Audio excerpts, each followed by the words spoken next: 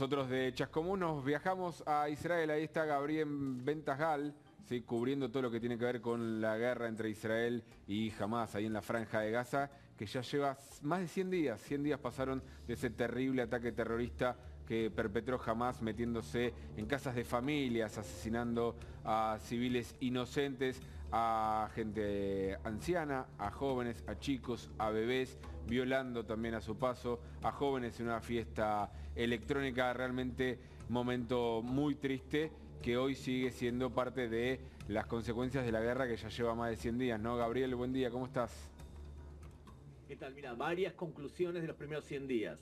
A El ver. primero, que no hay solución por ahora, por más que el ejército israelí domina buena parte de la Franja de Gaza. Cuando digo que no hay solución es que no tenemos dos imágenes que te expliquen que el Hamás se rindió. No tenés la imagen de los líderes principales del Hamás muertos y no tenés tampoco la imagen de los líderes del Hamás exiliándose. Entonces no tenés solución física por ahora a ese deseo del gobierno israelí de terminar con el Hamás como amenaza bélica. O apresados sería la tercera, ¿no? ¿Cómo, perdón? O apresados, presos sería la tercera de opción. Sí, para una persona occidental irracional sí, pero ten en cuenta que la persona que está dirigiendo todo esto, el Hamás, está convencido que lo espera él, el Jannah, el paraíso, donde va a recibir 72 mujeres y va a poder sentarse a la mesa junto a Mahoma invitando a 50 de sus familiares. Por lo tanto, la opción de ser apresado no está entre sus prioridades para una persona que piensa de la forma que te acabo de describir. ¿Qué otras conclusiones Entonces, se está sacando también estos 100 días? eso es lo primero. Lo segundo es que la estrategia israelí de pensar que se puede derrotar al Hamás y también liberar a los rehenes que tiene el Hamás y hacer las dos cosas a la vez, no está funcionando. No se está logrando presionar de tal forma al Hamás, por lo visto, para pedir que el Hamás levante la bandera blanca, aunque sea por unos días, y recibir cese de fuego a cambio de liberación de rehenes. Eso tampoco está ocurriendo. ¿Y qué información está logrando obtener el ejército de parte de los rehenes? ¿Hay algo o no hay absolutamente nada? Por supuesto que hay, pero no lo dicen. ¿Cómo lo van a decir? Imagínate que dicen que 50 rehenes están rodeando el lugar en donde se esconden los tres principales líderes del Hamás y los utilizan a esos rehenes como escudos humanos ante un posible ataque israelí. Nadie va a hablar de eso en público porque sería avisar a los terroristas que eso ocurre y evitar una acción bélica para poder liberarlos. Entonces, por supuesto que se sabe y hay información sobre lo que se puede haber acumulado, pero nadie lo va a hablar de forma pública. ¿Qué está pasando también con Netanyahu? ¿Qué dice Netanyahu de esto? Que estuvo hasta antes del inicio de la guerra sí, en la mira de gran parte de la sociedad israelí. ¿Cómo está ahora? Yo creo que por ahora buena parte de la población israelí cree que tanto el liderazgo político como militar durante la guerra no debe renunciar. Pero una vez que esto termine o que deje de tener la intensidad que tiene ahora, es probable que la gente empiece a pedir rendimiento de cuentas, tanto del liderazgo militar que se dejó sorprender, como de la dirigencia política que tenía una estrategia determinada. Pero si me permitís, quiero decirte dos o tres conclusiones más de los primeros 100 días, Gaby. Lo segundo, el tema suplementario es que hubo un atentado muy grande, como sabes tú, ayer en Ranana, cuando tres terroristas de Cisjordania asesinaron a cuchillados a una mujer de 74 años y atropellaron a 18 israelíes, buena parte de ellos niños que salían del colegio. Esto nos puede mostrar que puede que Cisjordania también explote y se meta en esta guerra. Esa es la segunda conclusión. Otra conclusión más es que Israel está incrementando sus ataques en el Líbano, porque no va a permitir que su población, que se fue de sus casas en el norte de Israel, frente al Líbano, regrese a sabiendas que del otro lado de la frontera hay una fuerza mucho más importante, capaz de hacer un atentado mucho peor que el 7 de octubre.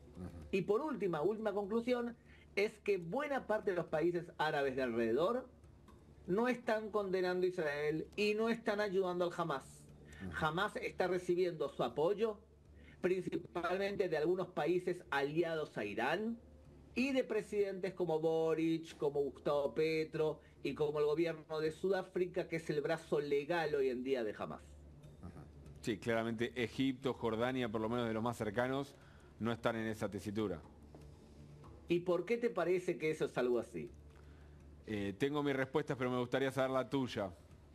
Porque conocen al Hamás y saben perfectamente lo que hace el Hamás y saben que el Hamás amenaza no solamente a Israel, amenaza a los gobiernos de Egipto, de Jordania y también ahora de Arabia Saudita. El yihadismo amenaza a esos gobiernos dictatoriales también y por eso, como saben perfectamente quién es el Hamás, entonces pueden que declaren alguna que otra cosa, pero no van a hacer acciones como lo que hacen otros gobiernos que saben menos lo que es el Hamás o que tienen todo tipo de teorías medio extrañas con respecto a lo que es la justicia. Carola. Gabriel, tengo entendido que hoy iba a exhibirse en Francia la película Nova, que justamente cuenta en imágenes los dramáticos hechos que se dieron en el Festival de Música, justamente de ese mismo nombre. Eso se iba a exhibir frente a diplomáticos y a líderes.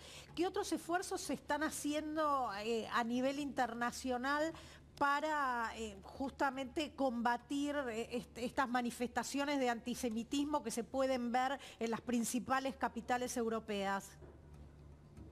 Uy, es una enorme pregunta porque una persona que odia a los judíos o odia al Estado de los judíos, a veces no la podés convencer racionalmente, porque odio no es un sentimiento racional.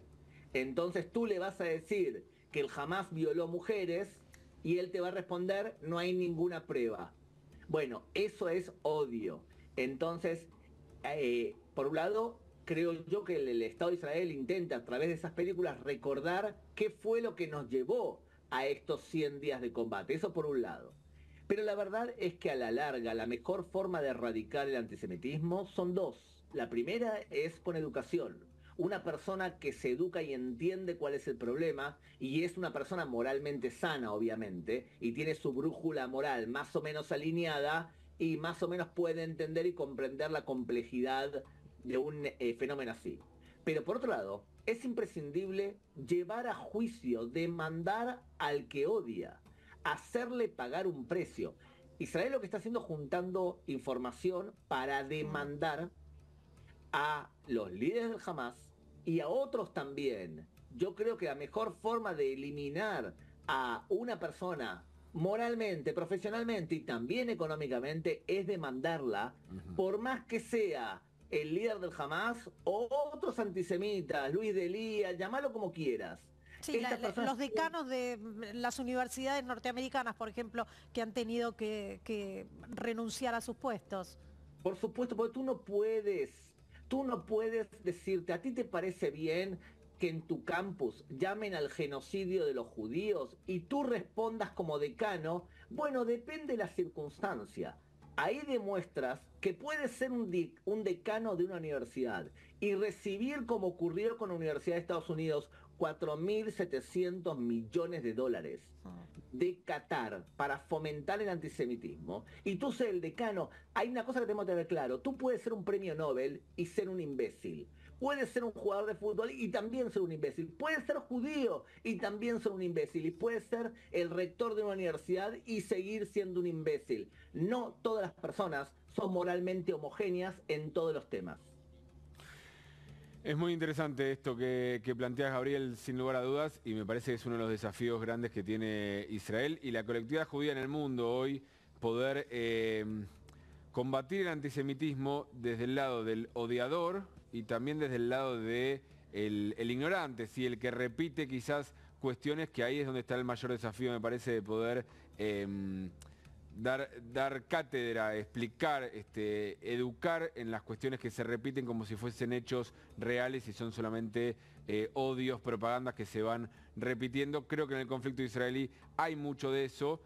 Es un conflicto, vos decías, muy complejo, pero el problema no es ser crítico o no ser crítico, sino cuando no te das cuenta que lo que terminas haciendo es defendiendo el terrorismo. Mira, los peores críticos, los más duros críticos, son los propios israelíes. Son los que más duramente critican a su gobierno y cosas que no son sanas que ocurren en la sociedad israelí. Lo que pasa es que una cosa es criticar a Israel y otra cosa es cuando niegas el derecho a la existencia del pueblo judío y a veces te lo critica, Gaby, te lo critica alguien que te dice, ¿qué derecho tienen los judíos a tener un Estado independiente? Me pasó con un periodista de televisión de Globovisión y no me quedó otra alternativa que decirle, perdón, yo pertenezco al pueblo judío, tengo 3.850 años de historia, tú eres venezolano, hace 200 años que existes, ¿por qué te voy a tener que explicar a ti? Que me lo pregunte un chino, un japonés, algo así, no alguien que acaba de nacer en la historia. Gabriel, muchísimas gracias como siempre y volvemos a conectarnos cualquier momento. Un abrazo, gracias. Y tenemos información urgente, vamos